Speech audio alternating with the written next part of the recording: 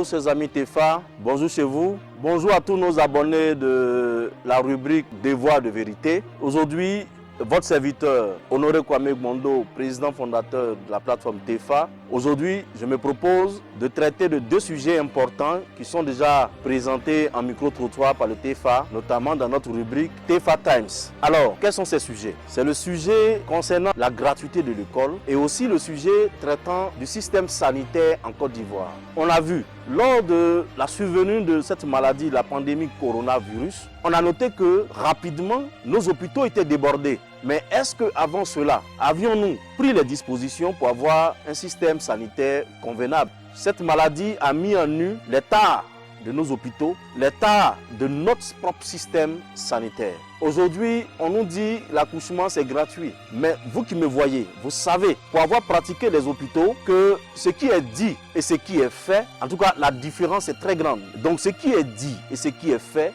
ça ne concorde pas. Donc nos hôpitaux aujourd'hui sont comme des mouroirs, des lieux où quelqu'un rentre et nous prions pour que la personne puisse sortir vivante. Voilà. Donc le système sanitaire aujourd'hui, nous avons beaucoup de choses à dire là-dessus.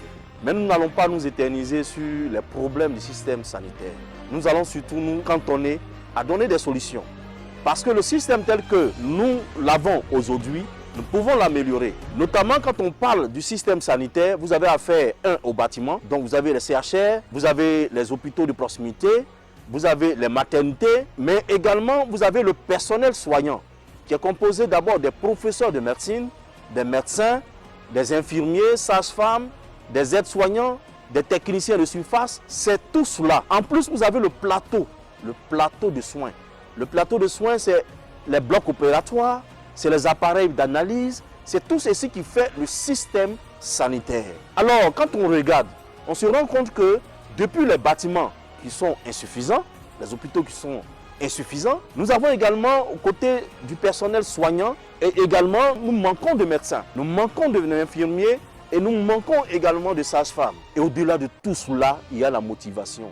Il y a la motivation qui manque. Ce qui fait qu'aujourd'hui, quand vous avez un malade qui arrive dans nos hôpitaux, vous craignez pour sa survie. Parce que le médecin, il arrive, il est lui seul médecin d'à peu près 1000 patients. Alors, il se concentre sur qui pour laisser qui? Finalement, il se concentre là où ça l'arrange mieux. Alors, nous parlons de corruption dans le domaine sanitaire, mais nous préparons tout pour que cette corruption-là ne sorte pas de ce système-là. Nous faisons tout pour que justement nous rentrions toujours dans ce système-là.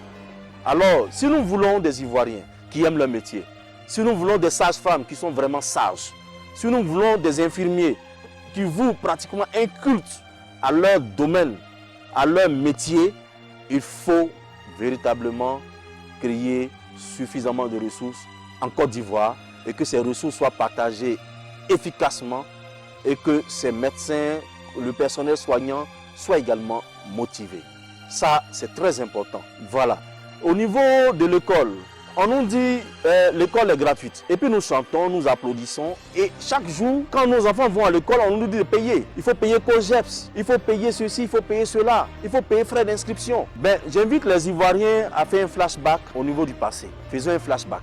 Regardons le passé. Quand on disait que l'école est gratuite, qu'est-ce qui se passait avant? Pour ceux qui sont parmi les anciens, dans les années 80 jusqu'à 85, 90 même, quand tu te lèves, que tu vas à l'école, tu ne payes rien. On te donne au contraire des livres. On te donne même la tenue. On dit même les élèves ivoiriens qui étaient dans les écoles d'excellence, notamment scientifiques, également lycée garçon de Benjerville, quand les fêtes approchent, on calcule leur transport pour leur donner. Et MPT et autres, on payait même leur transport retour pour rentrer chez eux à la maison, chez leurs parents, et revenir après pour les études. C'est ça qu'on appelle l'école gratuite. Aujourd'hui, on nous fait payer tout et on nous dit que l'école est gratuite. Il faut qu'on se réveille, chers Ivoiriens.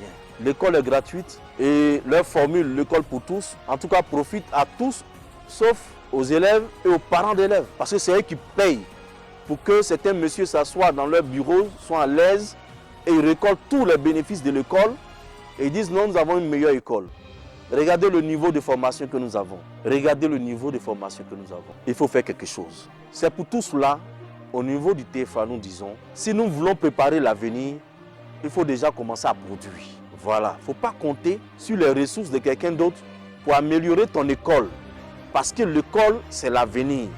Nos enfants qui vont dans les écoles, c'est notre avenir qui se prépare depuis aujourd'hui. Alors, tant que nous allons continuer de compter sur le bailleur de fonds qui viendra nous donner les ressources pour construire nos hôpitaux, tant que nous allons continuer de compter sur ce bailleur de fonds qui viendra pour financer nos écoles, mais on aura ce que nous avons. Donc, quelque part, je dis aux Ivoiriens, si vous voulez un changement, il faut opérer autrement, il faut changer nos façons de faire. Alors, l'école doit être effectivement une affaire de tous, en cela que le budget de l'école, l'éducation même, le budget de l'éducation, la santé, le budget de la santé doit provenir de ce que nous créons nous-mêmes, de ce que nous produisons sur place. Voilà.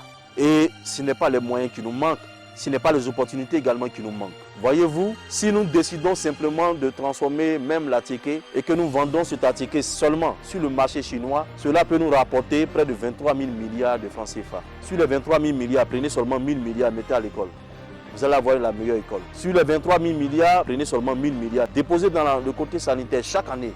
Vous allez voir, on aura les meilleurs plateaux de soins ici en Côte d'Ivoire. Alors, le vrai problème en Côte d'Ivoire, c'est que nous ne voulons pas nous-mêmes produire. Nous laissons les gens prendre nos matières premières, nous laissons les gens prendre notre vivrier, nous laissons les gens prendre tout pour aller transformer chez eux, pour venir nous vendre. À la fin, pour les questions même de l'éducation de nos enfants, on attend que l'autre vienne nous prêter de l'argent. À la fin, pour les questions même de notre propre survie, de notre santé, on attend que l'autre vienne nous prêter de l'argent. Mais l'autre s'en fout de tes enfants, il s'en fout de tes parents, il s'en fout de ton avenir. Lui, il vient pour son business parce que les États n'ont pas d'amis.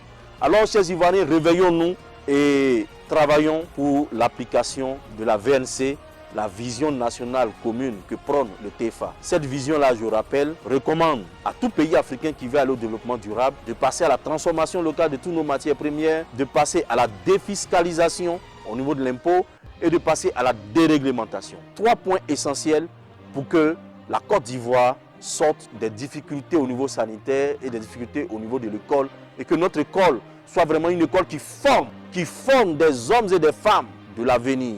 Des hommes et des femmes capables de bâtir une nation demain. Voilà, sur ce, merci et partagez surtout tout ce que nous faisons parce que c'est ensemble que nous allons y arriver. Merci.